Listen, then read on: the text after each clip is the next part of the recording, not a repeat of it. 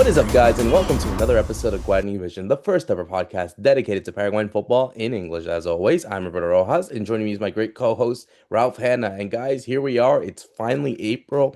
We're here in the first weekend of April, and that means there's only 2 months until the World Cup. And obviously, what we saw from the Paraguay national team in Europe as they took on Greece and Morocco, we have to discuss what we liked, what we didn't like, what we can hopefully see in the call up list that will be official or has to be official by May 30th. I'm sure that everyone's going to be talking about that for the next month and a half. But also, we got to talk about what's going on in the league because obviously we've had some twists and turns while we were focusing a lot on Paraguay.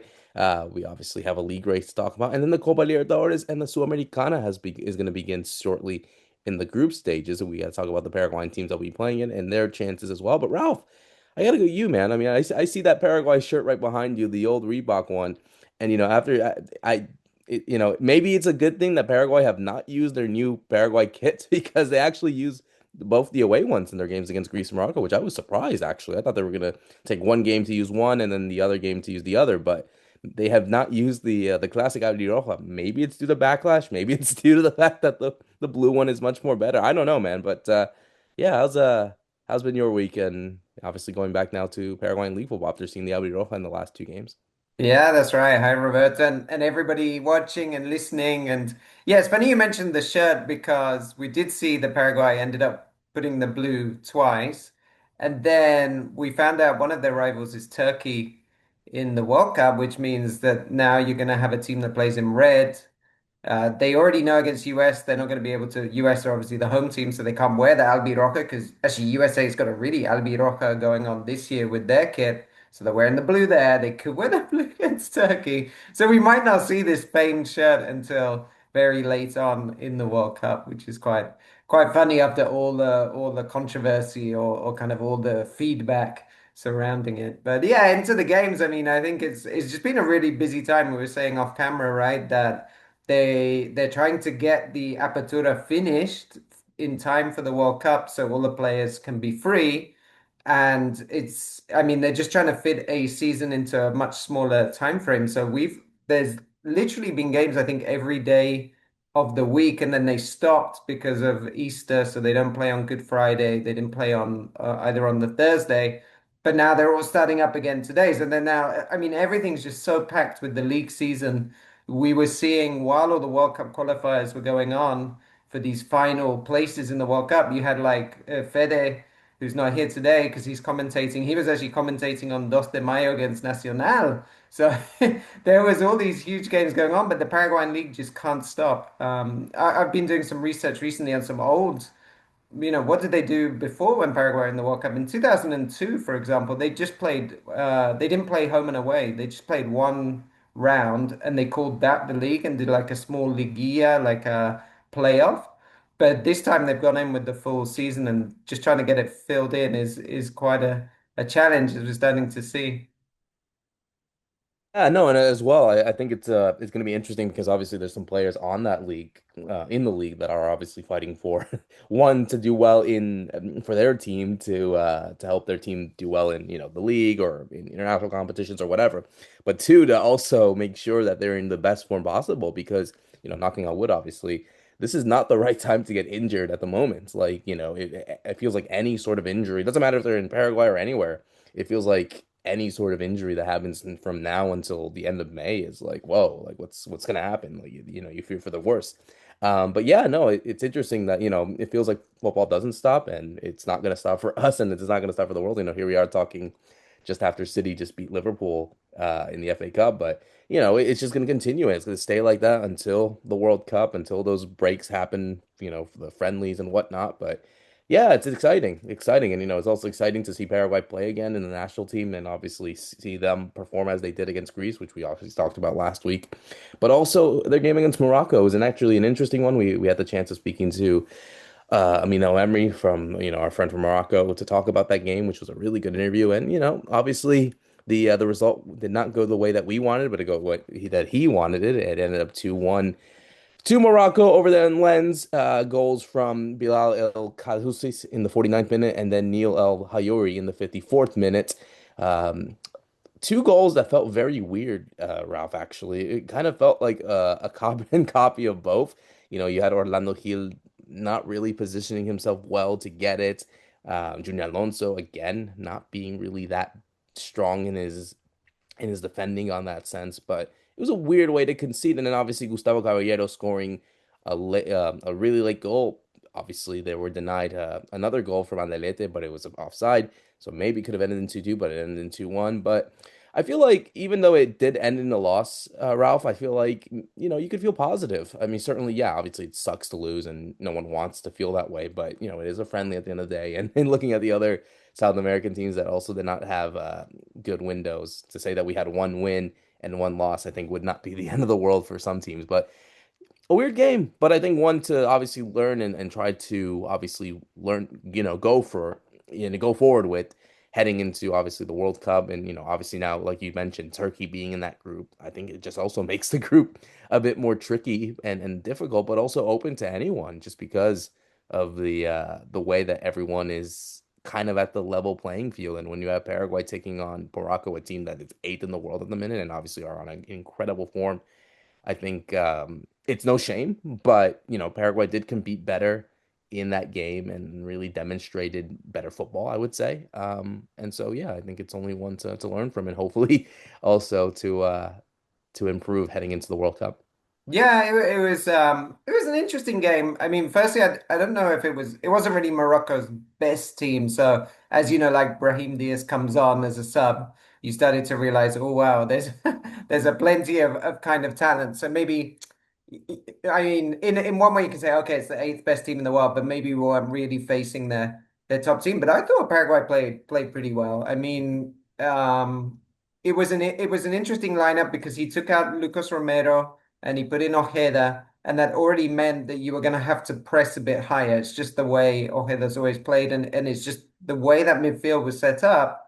You couldn't really see like there wasn't going to be a typical anchor like Andres Gomes, who we talked about so much, right? That without him, how are they going to play?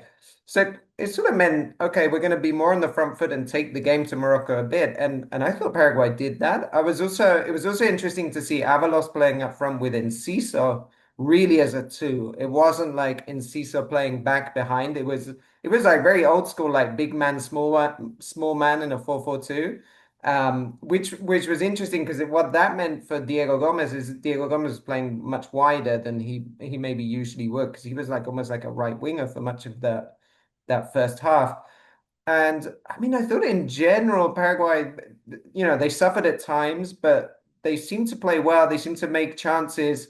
And that's what I'd really wanted to see. When we talked about what did we want to get from these friendlies, it was in one of the early shows in the year. I really want to see how does Paraguay take the game to people. Not we know they can be well organized and defensive, but when they need to break somebody down. So all in all, I was thinking this is quite an interesting setup. There's not too much to worry about, except, as you mentioned, Junior Alonso left back, because he's a central defender. So when he plays at left back, if he gets exposed one on one by, let's say, one of the best players in the world like Hakimi, he's going to struggle. And they managed to contain that in the first half, partly with Almiron helping out, partly with Diego Gomez doing a bit of what the Andres Cubas role would have been to sort of double up there and congest a bit to not make it so easy on the outside. But then in the second half, we saw it didn't work. And to your point, it was two very similar goals and in a very short space of time. So that was slightly worrying because that took us, at least for me, that took me back to the trauma of the Copa America, that's essentially what happened to Paraguay and the Garnero. They would concede one and then they concede 5 minutes later. It was like a mentality thing. In this case, it's interesting how Alfaro talked through it. He obviously wasn't going to call out Alonso, and I think he's right as well. I mean, as a team, you know that if you let Hakimi go one on one with Junior Alonso, you're going to lose out. So you as a team need to support him. He kind of blamed both the goals on the first goal on the high press not quite working, and there was an interesting line he used. He said, "When you're an open team," so he kind of actively said that this team I've put out is much more attacking minded than normal. He called it this open team. And so obviously if you lose in the press, you don't have the cover. They didn't have Andres Gomes. And so they were like caught out very quickly there. And then for the same thing in the second goal, right? They lose possession where they shouldn't lose possession. And again, they're not set up because of the way he set the team up. So I thought that was quite interesting. It was maybe an indication that I'm probably not going to do this again, or I'm definitely not going to do this in a high stakes World Cup game. I might do it when when we have to win or when we're 2-0 up or something. I don't know. But that was interesting. And then, I mean, I thought just looking at some individual performances, Juan Cáceres came back in. He was really good. I mean, Juan Cáceres, we talked about Alonso maybe struggling a bit one-on-one. Cáceres was fine one-on-one. He was really doing well. He can always get forward. He ends up putting in the cross, I think, for Caballero, and he's the one that's creating a lot of danger. So that was good to see him back. He didn't play, of course, against Greece. And then, I mean, I think Avalos was interesting at times. He gave us something. It was interesting to see Avalos and Enciso play together. I'm still not sure that's the solution. And I think that's the one place Paraguay is really going to try and figure out is who's going to play up front because Sanabria is not scoring. Avalos is scoring at club level, but he never seems to take it fully over into international. You got Adam Barreiro now scoring again. You got Pita. Isidro Pita showed up with a great goal.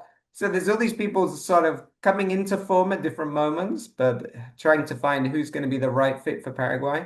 I think that's a big question. Yeah, and I think as well, like it's also the case of like who do you put in because I think for Alfaro's case, it's like, all right, you got these guys that you feel are trustworthy, but you can't put 26. I mean, you can only put 26. So does that leave out some people for Alpha? Do you think? I think some people were also talking about like, from this window as a whole, maybe Ryan Ojeda, just because of, obviously the I guess the good game from Lucas Romero, Mauricio going into that midfield as well. He's not really a center midfielder, but obviously you put in one and you had to take out another Gustavo Caballero again. So, I think for some new names here, you also have to take out some of the old names too.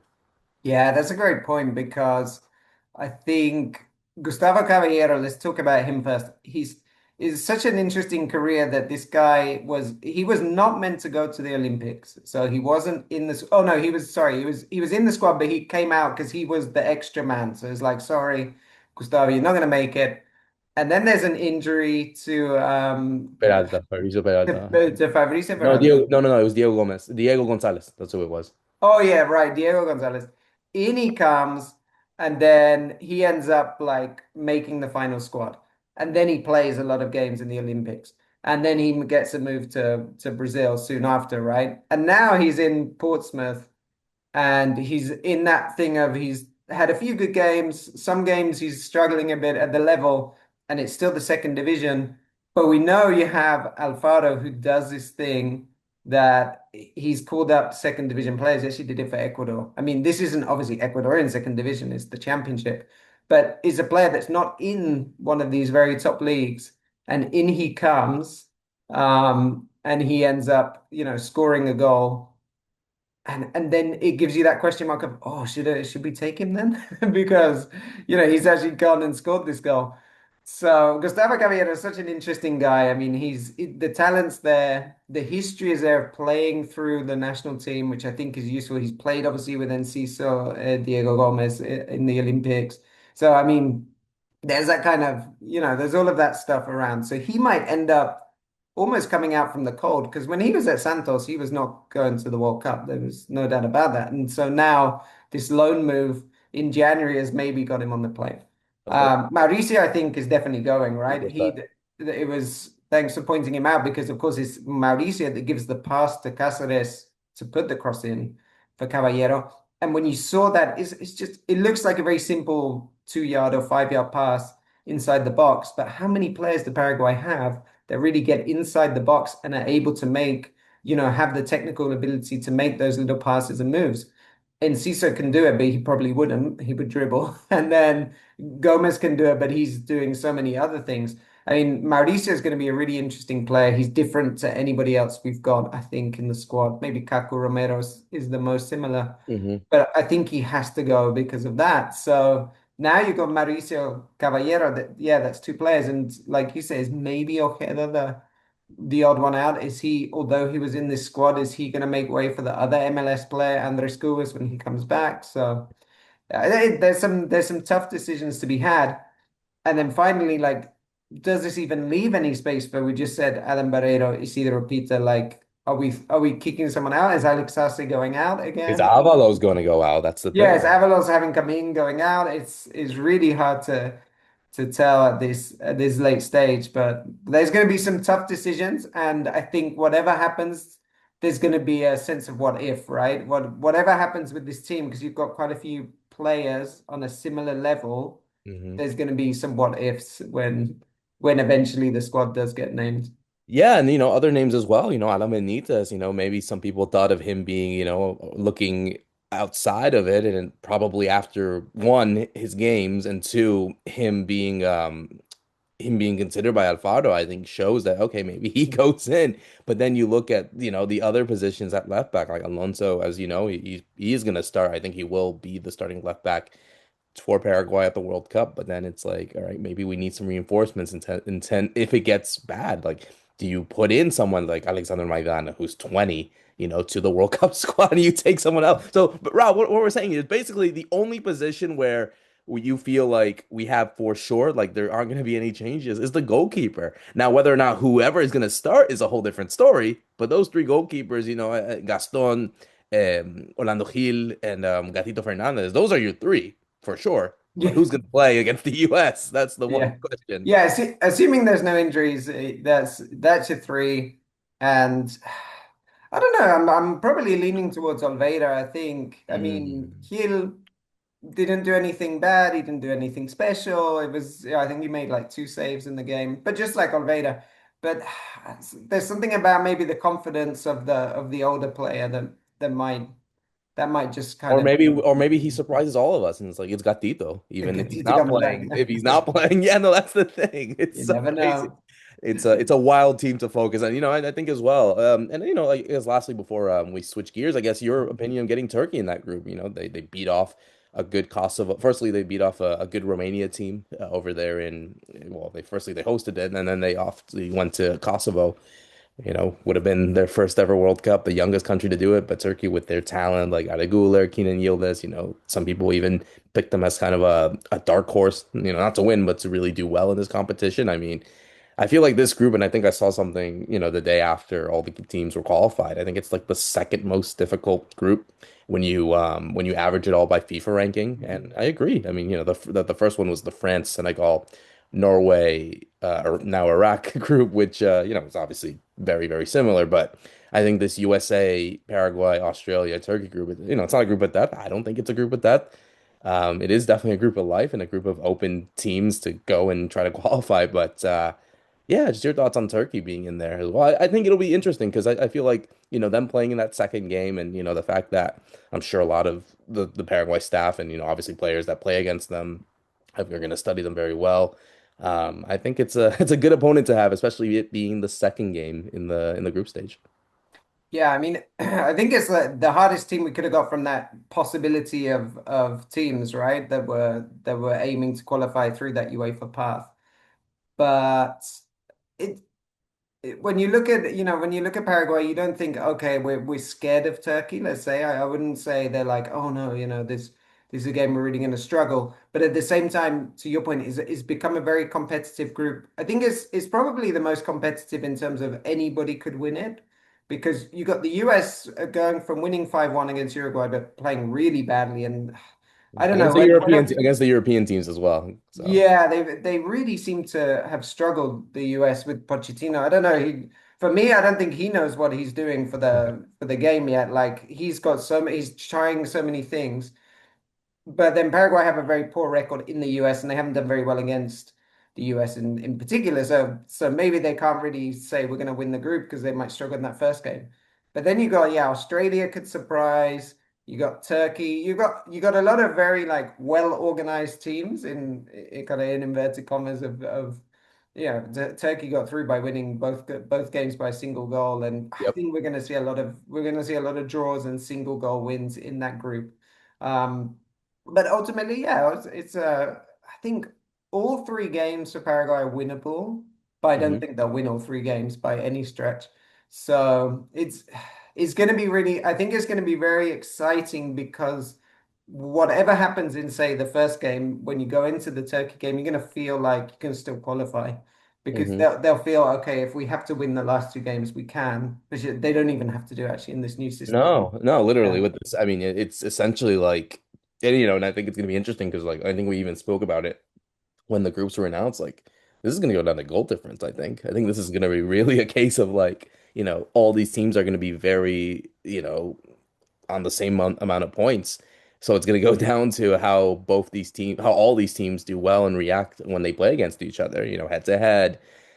I'm not going to say that it's going to go as crazy as like fair play points, which, it could happen. We've seen that at World Cups where teams got, I think it was the 2018 one where I think Japan beat out Senegal or one of the two. Yeah, it was that out of more yellow cards, sorry, less yellow cards than Senegal. So it's like, and Paraguay can be an aggressive team. I mean, they didn't actually get any yellow cards in the game against Greece, but they did up it up. They upped it. Yeah, they upped it the ante against Morocco. So yeah, I think it could be that, Ralph, is that, when we go later into obviously, previewing the group and previewing the games and all that talk, I think people need to fully understand that, yeah, obviously it's teams of very similar caliber, and I think it's definitely winnable games for all the four teams. But I don't think it's going to come to a case of a team blowing out everyone. And, I don't, what I'm saying is I don't see a team getting all 9 points in these three games. I don't see that at all. Yeah, yeah, I agree. It's really up for grabs where it could go, and I mean, yeah, I think it's going to be.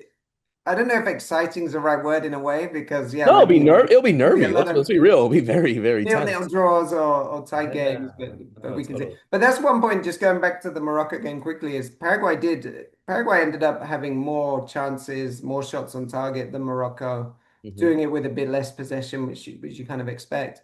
So that was the one positive that I thought Alfaro was starting to find out like how am I going to do this when we might need to find the goals or find the chances. And a lot of it again was through Enciso. I mean, Enciso's just playing so well at the moment. He's really upped his game to the talent level we knew he had.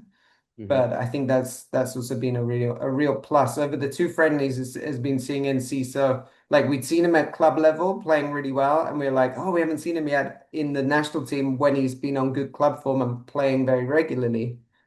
Can he still do it? Is he getting tired? Is he going to have problems?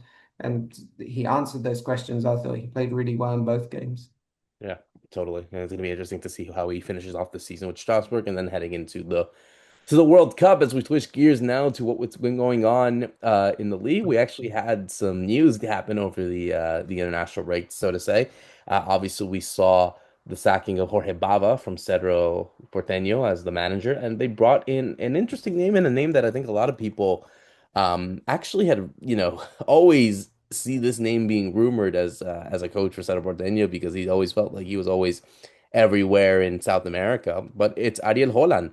Ariel Holan is the new Cerro Porteño coach, obviously very much experienced in all levels.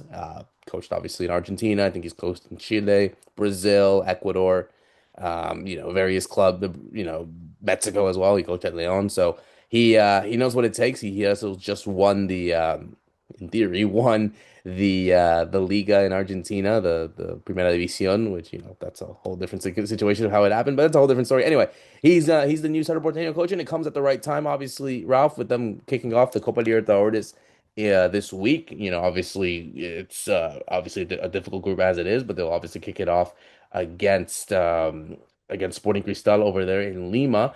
So, and obviously, they're going to try to compete as well for the league. And, we're talking as well on the day that they do face off each other in the league. So obviously we'll get his first glimpse of what to see. But yeah, just your thoughts on Ariel Holan being the new manager. And you think if this is the one that could help Cerro Porteño not only do well in the Copa Libertadores, he's obviously know some of these players. He's coached players like Aniel Sonora, obviously Cecilio Dominguez at Independiente, so he has that familiarity. But yeah, just your thoughts on what you feel will work best for him, and then obviously how they can compete in the local league, which appears to be open now after a few results. Yeah, it's such a strange situation when we think about it. So Holland's coming in for a team that's won seven of their last eight games. I mean, it's very rare that a manager comes in when a team's doing so well, but that's Mhm. the reality. I mean, Bava was unconvincing maybe in the wins, but he only lost one game in a streak, which was against Rubio New, and he's out. Achucaro comes in, who's always been a coach at sort of like a youth level, having played there, and he's always done this interim job, and he seems to always win when he comes in as interim. So there's often like people asking, should he be the permanent coach because he has such a good record? And he came in, won those games. Admittedly, the last two games were the two bottom teams, right? San Lorenzo and Luqueño. And against Luqueño, they found it a bit complicated. They were 3-0 up, and then Luqueño got back to 3-2, and they were pushing, almost made it 3-3. But anyway, he got through that at Chicago, and now he hands over the reins to Holan, who comes in with this team that's won 7 out of 8 games. So what do you do as the coach? You try and mix it up? Do you try and keep what's been working? Which will be interesting. I mean, one thing about him is he worked, of course, with Cecilio. He wanted to bring Cecilio Dominguez to Independiente, which cost Independiente lots of money at the time, but he really banked on Cecilio. It didn't really work out, but he's now coming back with the Cecilio Dominguez on a lot of form, playing really well. He's been really, I think, the kind of spark for Cerro to pick up again in the league. And so he's got him. But then the other question is, will he want to play Alan Sonora? So Sonora is also a player Holland worked with a lot.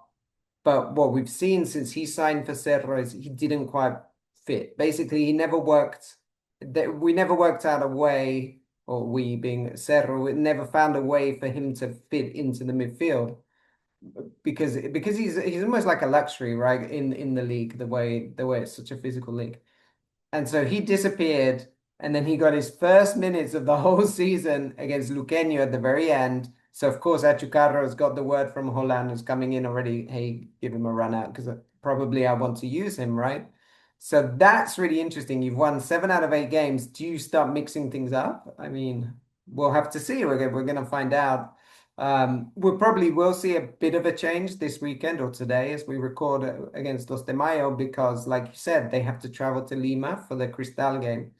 One big problem Cerro's had in the local league is they have too many foreign players. So because there's a limit on foreign players, they're often finding it hard to use everybody they want to use. Obviously, in the Libertadores, they're not going to have that problem. So that will be interesting too. We'll probably see a lineup in the Libertadores that we won't have seen yet this year because simply there'll be more foreign players.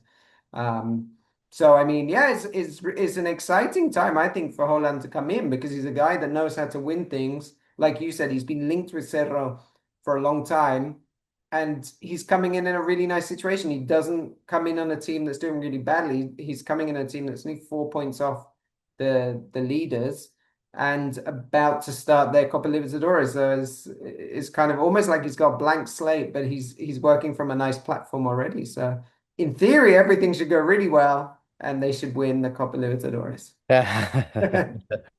One can dream. But yeah, no, and I think as well, just going into the league action as well, because obviously they're really focused on Olympia kind of screwing it up, and we did see that on April Fool's Day. It was not a joke that they lost to Trinidense 2-1. So that kind of opens it up, Ralph. Now as we talk today, they take on Nacional in about a couple hours. Cerro Porteño play afterwards. So you feel as if the one screw up for them for Olympia, and to be fair, if they are gonna screw up in a game like this, it could definitely be against Nacional because Nacional have really impressed so far this season. We spoke about them at the beginning of the season about how they could be a team that could surprise some people, and they have done so. They're still in a position to finish off well, and then beating off better teams like Libertad, like Guarani, and so on. So this could be another banana slip. As much as the Trinidense one was a shock, I would not be surprised if we see this again from Olimpia against Nacional against with Vitamina Sanchez really trying to get this squad to finish off strong. Obviously, wasn't the strongest Olimpia. They didn't have Olveira in goal for the game against Trinidad. I'm sure he'll be back for this one. But yeah, I again, did you feel like maybe there is a surprise that could happen again, and just because it is Nacional? It kind of speaks to the quality of Olympia and Cerro, maybe that we just talked about Cerro won 7 out of 8, but they're still 4 points behind Olympia. And this was Olympia's first defeat of the season Correct. across Yeah, yeah, competitions, right? yeah, So I yeah. mean, they're putting in a good level. It was really interesting that Olympia were winning by 1 goal. Every game was 1 goal, 1 goal. Then they finally beat Guarani by 2. Dos de Mayo they beat by 3, and it's the first time in ages I think they scored 4 goals. So that it was like, wow, they're actually okay. They've got past this like just winning games. We're actually starting to build. We're getting better, and then boom, down to earth. Trinidad put two past them, and Olympia scored later, but they lose 2-1. And so now you're like, wait, the team was doing so well and going in a like almost growing, and now boom, they lose the game. Then your question is, okay, like the kind of psychologically or emotionally, how do you just build the group? Don't let this get into a run of losses.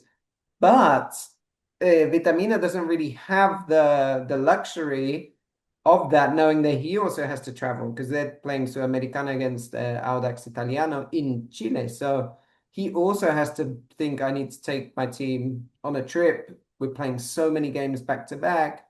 So he probably needs to mix up his team a little bit today against Nacional.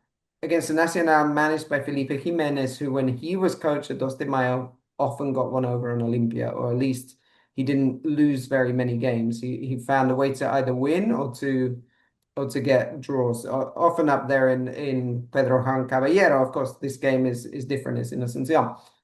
But I mean, it's a big test, I think. It's a big test now for Olympia as a group and that mental strength that they seem to have had, because a lot of people are saying they're not playing very well, but they keep winning. Well, okay, now they've lost the game. Let's kind of hold on, or what's the word? Like, let's use this group mentality that was working for us to now not let this one defeat kind of turn into a whole a slip up. And then, if they lose today, lose to Audax Italiano, then suddenly it's like, oh my gosh, everything's the wheels are falling off. So let's see. But honestly, it's interesting. It's only one defeat, but it just shows you that this league has been very competitive between Olimpia and Cerro, which we haven't seen for such a long time, which is quite exciting.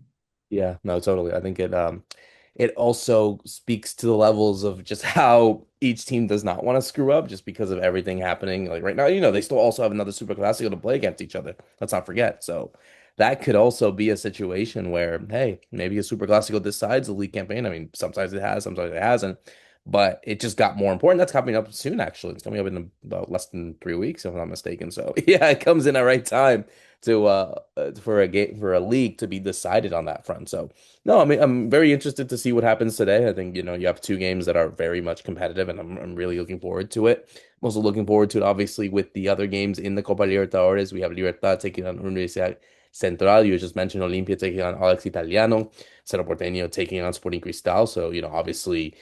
Several games happening this week, and obviously we need to talk about what's going on with Recoleta as well.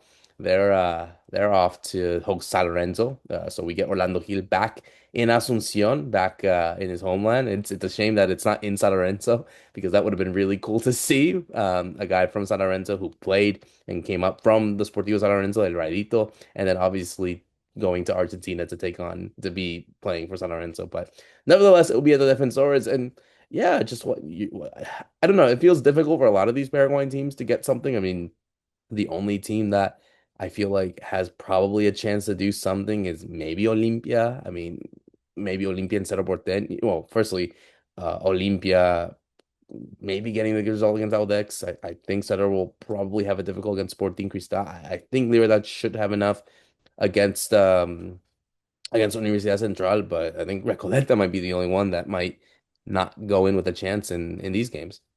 Yeah, I mean, Recoleta is an amazing story of a team that was 5 years ago or so in third division. And they've got this very charismatic president who was a real like avid sportsman.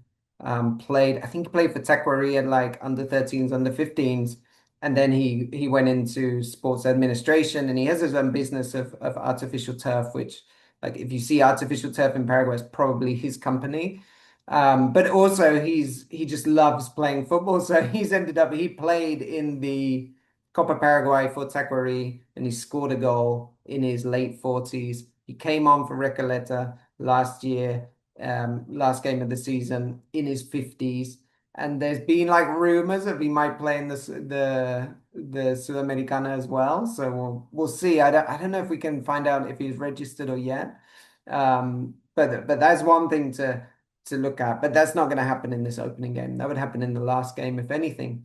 But yeah, for Recoleta, like it's such a small team to try and compete against San Lorenzo, one of the grandes in Argentina is a real big challenge. And I think we saw with Emiliano that it's possible. Emiliano went and won a game in Brazil. I mean, anything is possible, but they're not playing very well this season, if we're honest. I mean, I think they've won like one of their last six or one of their last eight or something. I don't know. They're not playing very well, Recoleta, this season. They've relied a lot on Alan Wilk, who got in. He scored in his first three games. He got injured, came back, he scored again.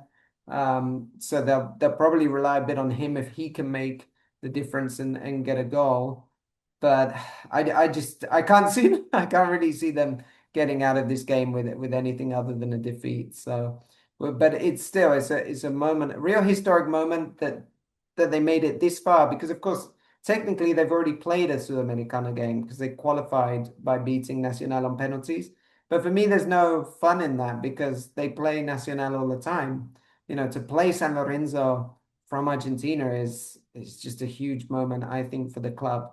And if anybody's ever been to Asuncion, I mean, their ground is tiny. They're obviously going to play this game in Defensores. They can't use their home ground, but it's like tiny. It was made for 6,000 people. They like in weekdays when they weren't playing, they like host seven-a-side tournaments and they divide up all the pitch because they play on artificial turf. And my friends go there and they play. They play. What would it be called? Like Power League in the UK, right? Yeah, yeah. So it's just incredible that they're playing at this level and having an opportunity. But it's going to be very hard for them. They haven't built a great team, I would say, to go and fight for this because they just can't. They couldn't risk it financially. Like I said, Luis Vidal, who's the president, he's a very Mhm. shrewd guy in sports administration. He wasn't going to throw away that 5 years of building the team up gradually to this point, all on one hope of getting through Sudamericana. So it's going to be tough for them. It will be, but it'll be fun to see. It'll be fun to see. I'm curious to see how they do. I'm curious to see how all the Paraguayan teams do. And obviously, we'll be here to discuss it as we always do here on Guarani Vision as we close out another great episode. Happy Semana Santa to all that are listening, and obviously Easter for here in the States and in English speaking countries. But I hope everyone enjoys it. And as we close out another great episode for myself, Roberto Rojas, and Ralph Hanna, thank you so much for listening in. See you soon.